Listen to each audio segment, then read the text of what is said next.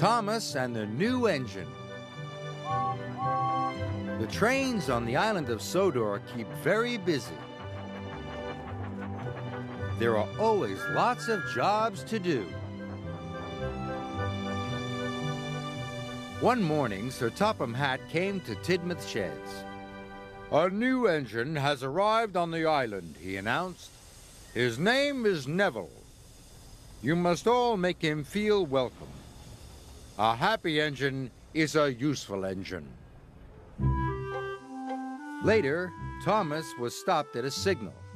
The signalman called down to Thomas. "The bridge ahead is unsafe. Thomas, you ought to collect a piece of ironwork so the bridge can be repaired." "Yes, sir," huffed Thomas. At the yards, Harry and Bert were with Neville, the new engine. Neville was a steamy, but he had a square body like a diesel. Neville was backing up towards some trucks. "Nearly there," said Harry cheekily. "Nearly there," said Bert naughtily. Then there was trouble. "Watch where you're going, clumsy wheels," Harry and Bert laughed. Neville looked sad. "It's not our fault if you're a silly steamy," oiled Bert, and they laughed even harder. Thomas arrived at the yards. He could see Harry and Bert laughing with Neville. That must be the new engine, he thought. He must be friends with Harry and Bert.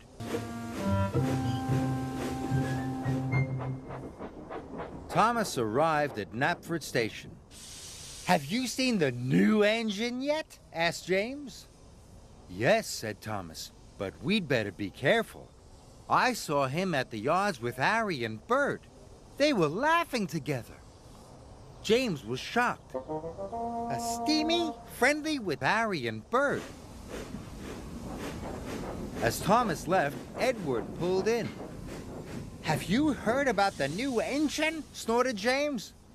And he started to tell Edward all about Neville. Later, Edward was taking on water. He was talking to Percy. "That new Stevie Neville is best friends with Harry and Bert," Edward puffed. "He doesn't want to be with Stevies at all." "How do you know?" peeped Percy. "James told me and Thomas told him," whistled Edward. Later, Percy met Emily at a red signal.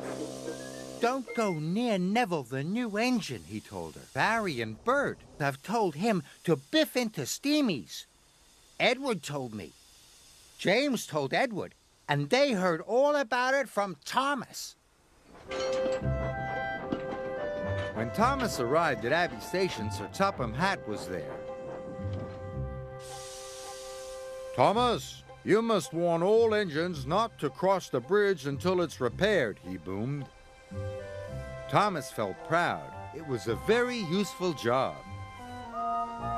Just then he heard a whistle. Someone was coming. Thomas had to warn them. It was Neville, pulling Annie and Clarabelle.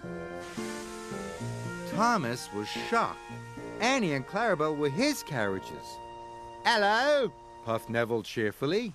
"I'm not talking to you," Thomas huffed crossly. Neville didn't know what he had done. Then Emily pulled in next to Neville. "Hello," said Neville happily. Emily let out a whoosh of steam. "It's no use trying to make friends with me.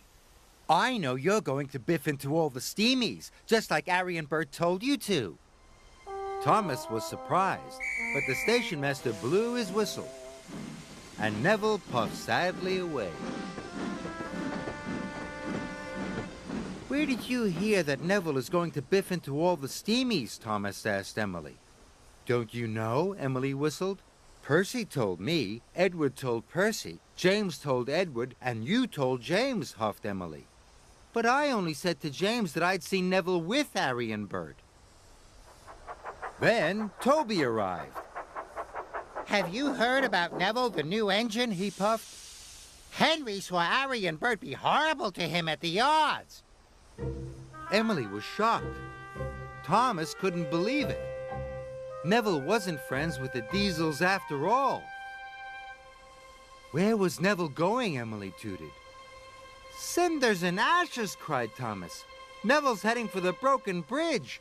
I must stop him. Neville was speeding through the countryside as fast as he could. Suddenly, Neville saw a barrier on the track. He slammed on his brakes. But it was too late.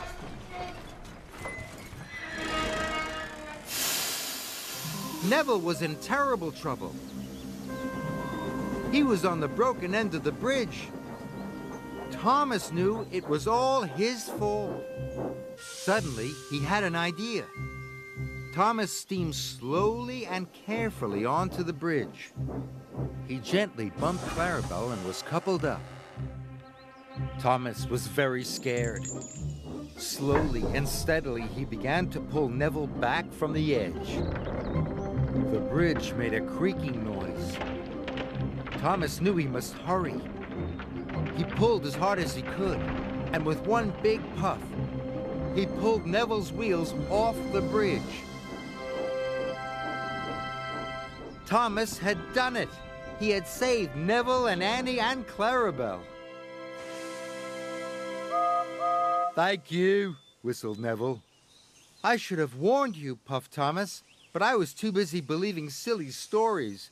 I thought you didn't like steamies, but now I know I was wrong. Thomas gave Neville a long, friendly toot-toot. Neville was very happy. At last, he knew he had a good friend in Thomas.